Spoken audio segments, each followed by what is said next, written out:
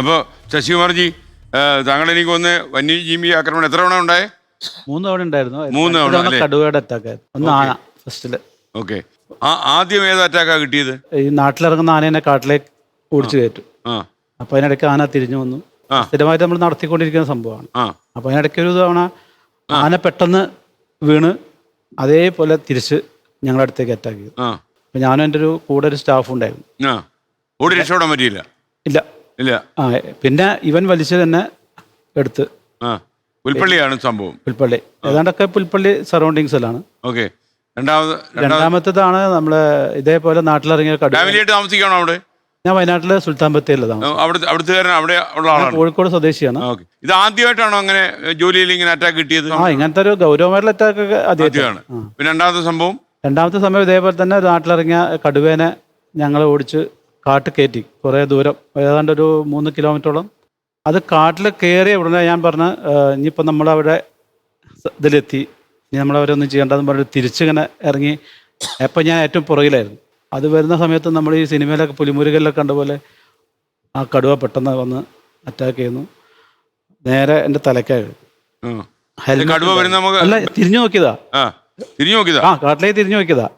ഇത് അറ്റാക്ക് ചെയ്ത സമയത്ത് എൻ്റെ കൂടെ ഉണ്ടായിരുന്ന വാച്ചർ മാനുവൽ എന്ന ആളുണ്ടായിരുന്നു. പുള്ളി എന്തോ ഒരു വടിയോ എന്തോ ഉപയോഗിച്ചിട്ട് അതിനെ ഇതായ സമയത്ത് പുള്ളിനെ അറ്റാക്ക് ചെയ്ത്. പുള്ളിക്ക് അന്ന് ഈ നമ്മുടെ ബോഡിയിലെ പ്രൊട്ടക്ഷൻ ഡ്രസ്സൊക്കെ ഉണ്ടായിരുന്നു, ജാക്കറ്റൊക്കെ ഉണ്ടായിരുന്നു.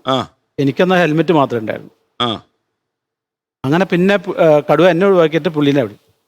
പിന്നെ ഒരു സമയത്ത് നമ്മൾ കുറച്ച് ബ്ലാങ്കായി പോയിരുന്നു അത് അറ്റാക്കുന്ന സമയത്ത്. അത് കഴിഞ്ഞ് പിന്നെ ഞാൻ നോക്കുമ്പോൾ പുള്ളിനെ അറ്റാക്ക് ചെയ്യുന്നതാണ്. അത് കഴിഞ്ഞ് ഞാൻ ആ പുള്ളിനെ പറ്റി തോക്കുണ്ട്, എൻ്റെ അടുത്ത് തോക്കുണ്ട്. ആ തോക്ക് താഴെ കൊണ്ട് വരുന്നു. അതെടുത്ത് ഞാൻ ഇതിനെ പുള്ളിയെ രക്ഷപ്പെടുത്താൻ വേണ്ടിയിട്ട് അതൊക്കെ സമയത്ത് പുള്ളിൻ്റെ ഷൂ കടിച്ചിട്ട് കടുവ പതുക്കെ നടന്നങ്ങ് പോയി. അപ്പം ഞാൻ പെട്ടെന്ന് വന്നില്ല. അല്ല, പെട്ടെന്ന് ഞാൻ കരുതിയത് പുള്ളിയുടെ കാല് കടിച്ചു എന്നുള്ളതാണ്. അത് ഭയങ്കര ഇതായിരുന്നു ആ ഒരു സീന്.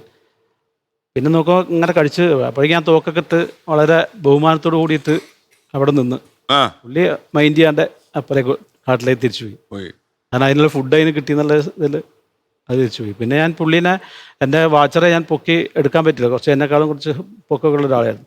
പിന്നെ കൂവി വിളിച്ചിട്ട് തിരിച്ചു പോയ സ്റ്റാഫ് പിന്നെ വീണ്ടും ഞങ്ങളുടെ അടുത്തേക്ക് വന്നു ആ ബഹളം കേട്ടിട്ട്. പിന്നെ ഞങ്ങൾ തിരിച്ച് ഇവനെ പൊക്കി വീണ. അപ്പോഴും എൻ്റെ സമയത്ത് എനിക്ക് വന്ന ഒരു അറ്റാക്കിനെ പറ്റി ആ സമയത്ത് എനിക്കൊരു ഇതില്ലായിരുന്നു. മൈൻഡ് പോയിരുന്നു. അങ്ങനെ ഞാൻ നോക്കി വണ്ടിയുടെ അടുത്തെത്തുമ്പോൾ ആ സമയത്താണ് എൻ്റെ ഇവിടുന്ന് ഇങ്ങനെ ബ്ലഡ് വരുന്നത്. അപ്പോൾ അത് ഹെൽമെറ്റ് ഇങ്ങനെ തുളഞ്ഞിട്ട് കയറിയിട്ട് ചെല്ലി പല്ല് തട്ടിയതും പിന്നെ ചെറിയ ഭാഗം ഇവിടെ ഇങ്ങനെ ഒരു. ശരിക്കും ഹെൽമെറ്റ് കൊണ്ടാണോ രക്ഷപ്പെട്ടത്? അതെ, തീർച്ചയായിട്ടും അതെ. പിന്നെ അത് കഴിഞ്ഞ് ഇതിന്റെ കാര്യമായിട്ട് വലിയ അപകടമൊന്നും ഇല്ലാത്തതുകൊണ്ട് ട്രീറ്റ്മെന്റ് ഒക്കെ ഏതാണ്ട് ഞങ്ങൾ വീട്ടിലിരുന്നിട്ട് തന്നെയാണ്. അന്ന് കൊറോണ പീരീഡ് ആയിരുന്നു. അപ്പോൾ അതുകൊണ്ട് ഹോസ്പിറ്റലിൽ പരമാവധി നമ്മളെ ഒഴിവാക്കുമല്ലോ. അങ്ങനെ പിന്നെ അത്ര ഒരു ഡേഞ്ചർ ആയിട്ടുള്ള അപകടങ്ങളൊന്നും ഉണ്ടാകാത്തതുകൊണ്ട് അതെ തിരിച്ച് വീട്ടിൽ വന്ന് പിന്നെ ലീവൊക്കെ കഴിഞ്ഞാൽ വീണ്ടും സർവീസിൽ വരുന്നു. കയറി ഒരു 4 മാസം കഴിഞ്ഞപ്പോൾ അടുത്ത അറ്റാക്ക്. അത് ഇതേപോലെ തന്നെ ഒരു പ്രദേശം ഞങ്ങൾ ഓടിക്കാൻ ശ്രമിച്ചതാണ്.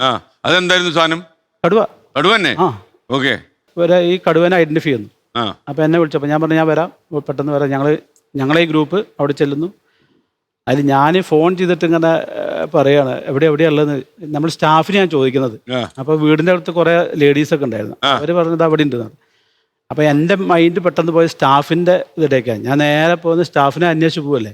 ആ സമയത്ത് യാദൃശ്യമായിട്ട് ഒരു ചെമ്പരത്തിയുടെ ഒരു വേലി ഉണ്ടായിരുന്നു. അതിനകത്ത് നിന്ന് ഈ സാധനം വന്നിട്ട് അറ്റാക്ക് ചെയ്തു.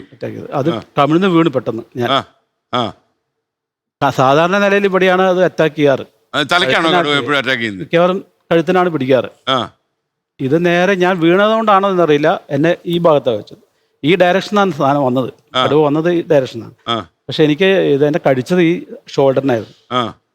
അങ്ങനെ ഷോൾഡർ ഇതാക്കി ഇപ്പൊ പൈപ്പൊക്കെ അല്ല പ്ലേറ്റൊക്കെ വെച്ച് സർജറിയാ നല്ല ഉണ്ടാ.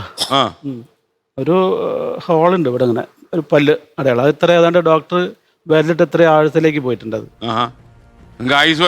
അതെ.